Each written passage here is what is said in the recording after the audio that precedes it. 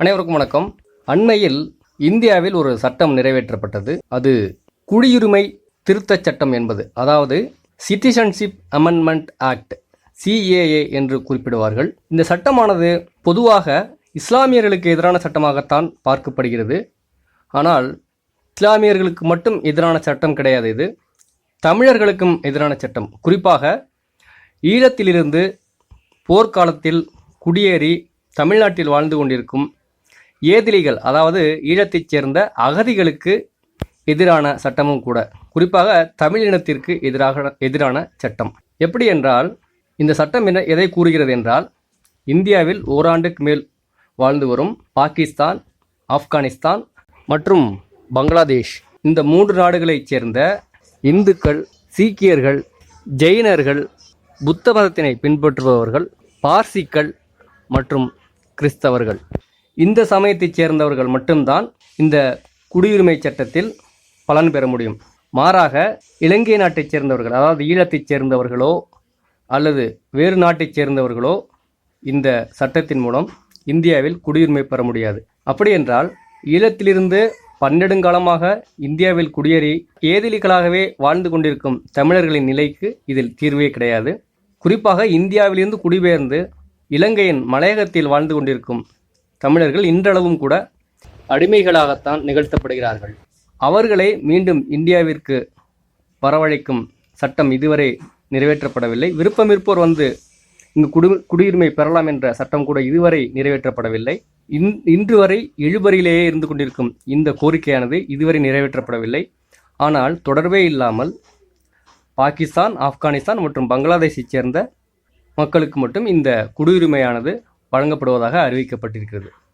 அதுவும் குறிப்பாக இந்து, சீக்கியர்கள், ஜெயினர்கள், புத்தர்கள், பார்சிக்கள் மற்றும் கிறிஸ்தவர்களுக்கு மட்டும். இந்த மண்ணுக்கு தொடர்பில்லாத பார்சிகளுக்கெல்லாம் குடியுரிமை வழங்குவார்கள். ஆனால் தொன்று தொட்டு இந்த மண்ணுடன் தொடர்பில் இருக்கும் ஈழத்தமிழர்களுக்கு குடியுரிமை கிடையாது. அதில் முஸ்லீம்கள் கிடையாது. அப்படியில்லாத இந்த சட்டமானது முஸ்லீம்களுக்கும் மற்றும் தமிழர்களுக்கும் எதிரான சட்டமாகத்தான் நாம் பார்க்க வேண்டும். ஆனால் இந்த சட்டத்தை எதிர்த்து தமிழ்நாடு அரசு, கர்நாடகா மற்றும் கேரளா போன்ற மாநில அரசுகள் மறுப்பு தெரிவித்திருக்கின்றன.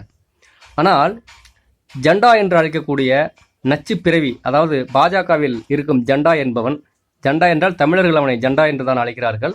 அந்த ஜண்டா என்ன சொல்லியிருக்கான் அப்படின்னா, மாநில அரசுகளால் எங்களை எதிர்த்து என்ன செய்ய முடியும், குறிப்பாக தமிழ்நாட்டு அரசால், நடுவண் அரசால் இயற்றப்பட்டிருப்பதை எடுத்து ஒன்றுமே கிழிக்க முடியாது, நாங்கள் இயற்றியது தான், உங்களால் முடிந்ததை பார்த்து கொள்ளுங்கள் என்ற வகையில் அவன் கருத்து தெரிவித்திருக்கிறான். அப்படி என்றால் இந்த பாஜக அரசால் மாநில உரிமைகள் பறிக்கப்படுகின்றன என்பதை நாம் தெளிவாக உணர்ந்து கொள்ள வேண்டும். குறிப்பாக தென்னிந்திய மாநிலங்களின் உரிமைகள் பறிக்கப்பட்டிருக்கின்றன. இந்த சட்டத்தின் மூலம் யார் அதிகமாக பலன் பெறுவார்கள் என்றால், வடநாட்டைச் சேர்ந்தவர்கள் மட்டும்தான் இதனால் பலன் பெறுவார்கள். தென்னாட்டைச் சேர்ந்தவர்களுக்கு யாருக்குமே பலன் கிடையாது. எனவே இந்த சட்டத்தை வன்மையாக நாம் எதிர்க்க வேண்டும். மாநில அரசுகள் ஏற்கனவே எதிர்ப்பு தெரிவித்திருக்கின்றன. இருந்தாலும் செபஸ்டியன் சைமனை பற்றி நான் இங்கு ஒன்றை கூறிக்கொள்ள விரும்புகிறேன். தமிழ்நாட்டில் ஈழ அரசியல் பேசி ஈழத்தமிழர்களிடம் பல கோடி ரூபாய் பணத்தை பெற்றுக்கொண்டு இன்று சொகுசு வாழ்க்கை வாழ்ந்து கொண்டிருக்கும் செபஸ்டியன் சைமன் என்பவன் தெலுங்கச்சியை திருமணம் செய்து கொண்டு பல கோடி ரூபாய் மதிப்புள்ள மகிழுந்துகளில் உலா வந்து கொண்டிருக்கிறான். அவன் வயிற்று பிழைப்பு நடத்துவதே ஈழத்தமிழர்களின் அரசியலை பேசிக்கொண்டும் அவர்கள் இரத்தம் சிந்தி உருவாக்கிய பொருட்களை பெற்றுக்கொண்டும் தான் அவன் வயிறு வளர்த்து கொண்டிருக்கிறான். அப்படிப்பட்ட அந்த நாய் என்ன செய்கிறது என்றால், இதுவரை இந்த சட்டத்தை எதிர்த்து வாயை திறக்கவில்லை. ஆனால் தொடர்பே இல்லாமல் தமிழ் கற்றல் சட்டம் என்ற ஒரு சட்டத்திற்கு மூக்கு நிறுத்தி கொண்டு, கையை உயர்த்தி கொண்டு, வாயை பிளந்து கொண்டு அவன் பெரிய புரட்சியாளன் போல் கத்திக்கொண்டு அதற்கு கருத்து தெரிவித்து கொண்டும் அதற்கு அறிக்கை விடுத்து கொண்டும் இருக்கிறான். அவன் வளர்ந்ததே ஈழத்தமிழர்களை வைத்து. அப்பேற்பட்ட ஈழத்தமிழர்களுக்கு எதிரான இந்த சட்டம் இந்த மண்ணில் நிறைவேற்றப்பட்டிருக்கிறது. அதை எதிர்த்து இதுவரை அவன் வாய் திறக்காமல் இருந்து கொண்டு பாஜகவிற்கு கைக்கூலி வேலை பார்த்து கொண்டிருக்கிறான்.